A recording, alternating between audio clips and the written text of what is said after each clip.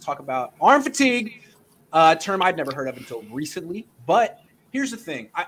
When Colin Cowherd and Mike Silver brought it up, I was very skeptical. But then I went back and I saw that Matt Mayoko and Jennifer Lee Chan, before OTAs, said on a podcast that they spoke to a very high-ranking member of the 49ers front office who told – this was last year – who told them that, arm fatigue was a concern. Not that he'd miss time, but it's something that they're monitoring because he gets a little soreness after throwing. Maybe this was after the entirety of the season. So I guess it is something that someone's talking about internally in the organization. To me, it seems like small potatoes. Yeah, a guy who throws a football gets sore a little bit. Plus, he didn't play at all in 2020. Maybe that was part of it. Are you concerned about this report? I'm not. I'm absolutely not. But I will say this. The motion has a lot of power to it. There's a lot of – it's the kind of motion you could hear, if you're standing right there. It's not like every quarterback throws a little differently. There's a lot of power and a lot of torque in Trey's arm movement. But I've never heard of such a thing. I've never heard anybody really voice that concern. Also, I don't remember, was there a day that it was reported last year that he could not go because of arm fatigue? I don't remember that day. I don't remember that story coming up. Now, he wasn't the starter every week, so maybe they hid that within. I don't know that. But I don't remember that. And then as far as I'm a little skeptical as well. Why? Because the same reason that, Skip Bayless and all those shows basically park their car at LeBron James's door.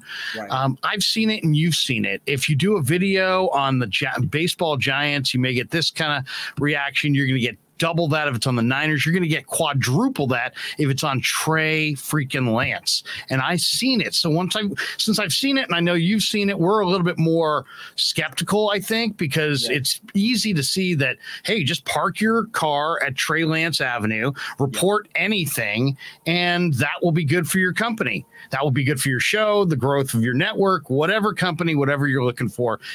Trey will get traction. So I'm a little skeptical about this story, to be totally honest. Also, Trey Lance skepticism, Trey Lance criticism, because it creates almost a panic in the 49ers fan base, and I think it gets people worked up. The way I look at all this news, it's new because Colin Cowherd and Mike Silver just brought it up, but to me, it's old news.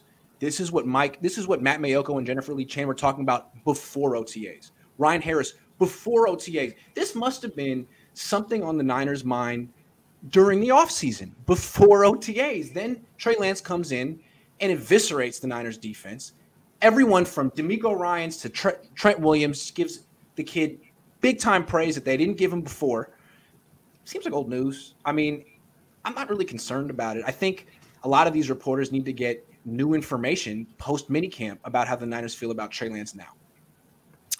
I didn't see anything in the minicamp that would make me think that Trey wasn't a full go. And I thought he threw the ball well.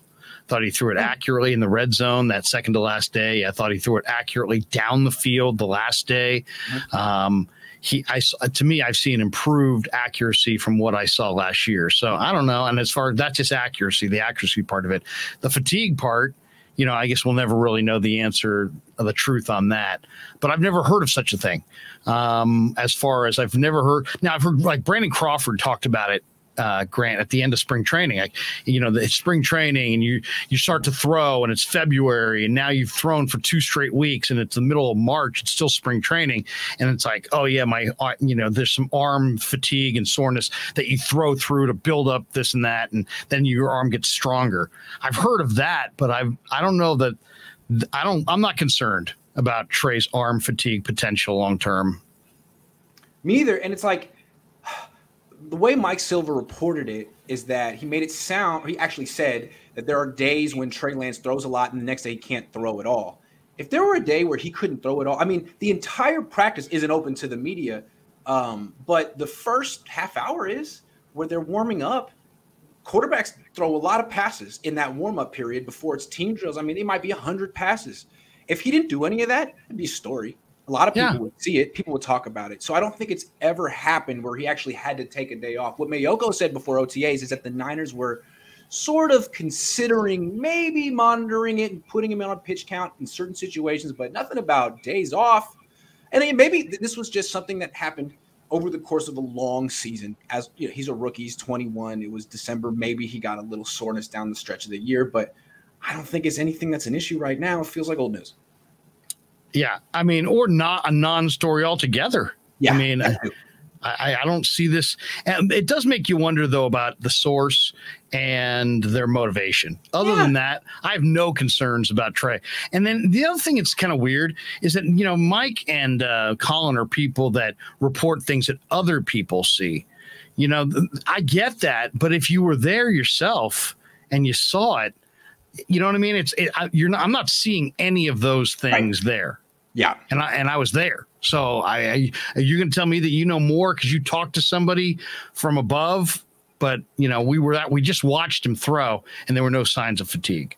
And in terms of the source, I'm not going to speculate because I just get it wrong. But my question is, how does this benefit the 49ers? Like Matt Mayoko said, a very high member of the Niners front office. How does this benefit the 49ers to put this out there off the record? This regime was all about not leaking things at first. So in this high-ranking person's mind, this is good for the 49ers. How? Is it that you got to prepare the fan base for the possibility that Jimmy might come back this year? Because he might. We don't know. And if he does, we're going to tell people it's a good – I just don't understand. All I can say, Grant, is the only thing that makes sense to me is this is an off season where the 49ers changed out a lot of their offensive staff. Yep. And those would be the guys who, in theory, would be in the know on something like this. And so if they said something to a reporter, that reporter would think, hey, I'm getting an unfiltered truth as opposed to somebody's spin who might be kind of feels a certain way because of situational stuff or career stuff. The fact that if the Niners had the exact same coaching staff from this year to last year would be one thing, but how many offensive assistants moved on? How many new offensive assistants are there? And almost all of them are on the offensive side of the ball. I got a theory. There's a reason we're getting mixed signals from the 49ers on their quarterbacks. And I think the reason we're getting mixed signals is I don't think they're in lockstep as an organization on what they want to do. I don't think they were in lockstep about moving on from Jimmy. I think a lot of people felt he was scapegoated and that the trade for Trey Lance made no sense. I think a lot of people felt that it was the right thing to do. And I still think there's two camps in the organization. Now, if they'd missed the playoffs, there probably wouldn't be, but they went to the NFC Championship game. And we know how Eric Armstead, a lot of these players have voiced their admiration for Jimmy Garoppolo. And I think they trust Kyle to an extent, but maybe some people in the organization whose jobs are on the line are saying, whoa, before we just jump away from Jimmy Garoppolo, who's not good enough, and we don't know anything about Trey Lance, why don't we just maybe keep the dude in the organization for a little bit longer, especially since no one wants to trade for him? I don't know. Maybe that's what they're preparing us for. Maybe, I don't know. Could be. No, it's a good point. I mean, there's no question he's a charismatic leader. There's no question because we can see his flaws as far as a downfield passer. It's all there.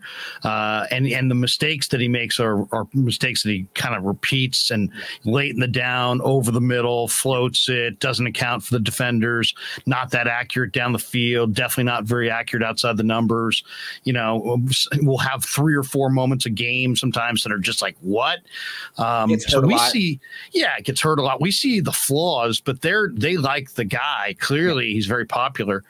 I would say this. I brought this up to you a few weeks ago. If I gave you a huge amount of money and said, here's a ticket, and you can either have the tickets that says, I'm betting on the 49ers to win the Super Bowl this year with just Trey Lance on the team, or you can have this one over here with Trey and Jimmy, you'd probably, after thinking about it, I'll take the one with Trey and Jimmy because I know, they got a good roster. It's not great. It's good, but, Trey might be great, but Jimmy's already kind of proven. You know what I'm saying? You would take both quarterbacks. And maybe as we're getting closer to camp, they're starting to think about trying to cash their ticket on the Super Bowl. And they're thinking, you know what? Maybe the best thing is just have both of these tickets just in case. Hold on. I wouldn't take both quarterbacks, and there's a reason. Now, I don't want Nate Sudfeld as my backup. I would have liked Tyrod Taylor, and they could have afforded Tyrod Taylor or Andy Dalton. But I just feel like if you have Jimmy Garoppolo on this team and Trey's a starter, you're asking for trouble. You're going to split the team. I know Kyle thinks that they're super tight-knit and he can handle that. I think they're kidding themselves. I think there's an intangible aspect that would be impossible to overcome. Yes, you want a better backup quarterback than Nate Sudfeld, but I don't think you want that split locker room either. So it's a tough decision. But I do think that, as to your point, they think that they can pull off having both. And that's a very, very difficult tightrope act to pull off. I mean, they did it this year in reverse, right? If they're going to go with Trey and use Jimmy as the backup, but or maybe they just feel like the best solution is a true competition. But I will say this, I'm on record as saying it, and I'll stay with it. I'll be shocked if Jimmy Garoppolo puts on a 49er uniform in any capacity, at practice, ever again. I'd be shocked. Based on everything that I've seen and heard, all the people that I've talked to this offseason, I would be absolutely shocked if he was in Santa Clara with a 49er practice anything on this year. Shocked. I agree. What they're going to do, in my opinion, is say, oh, he's throwing. He's not ready to practice yet. He's not throwing here. Yeah. Yeah. He was here this morning. He'll be here tonight. He's not around any reporters or the team. He's here. He's throwing. And we're ready to trade him whenever. And I don't think he'll play in the preseason or in practice. And if they don't trade him by the time the final cuts happen, I don't know. Can they put him on? Was it PUP? Can they do that? Like, what would they do? I'd have to look up. I don't know. But I mean, they could just have him inactive every single week on the team, third string. If Trey goes down for an extended period of time, then you could bring in Jimmy Garoppolo, or just wait to trade him. Or maybe they're committed on getting their price. Yeah. And somebody speculated, we had Rich Ornberger on today, and he speculated that their price is what they paid. Exactly. Think about which is a second. If you can get a think about this too. If you could get a second after all that you got out of Jimmy, John Lynch would win that trade, and he could say to anybody, whether it be Jed or another owner in the league who wants to hire him someday, hey, I won that trade. Go look at it. I traded a second for him. I got this much out of him, and I traded him down the road for a second. So that's if John Lynch is only willing to trade Jimmy Garoppolo for a second so that John can say he won the trade, does he really want to trade Jimmy Garoppolo? Because he knows what the market is for Jimmy. You know what I mean? Yeah. It's like putting your car on the market. I'm going to sell my car. Super Bowl. He wants to win the Super Bowl. Right. It's like, I'm going to sell my car on Craigslist. I'm going to put it for $50,000. Oh, well, no one wants it. I guess you didn't want to sell your car then. You really didn't want to part ways with it. I don't know. It seems to me that I don't think someone in this organization doesn't want to trade it. I don't know why.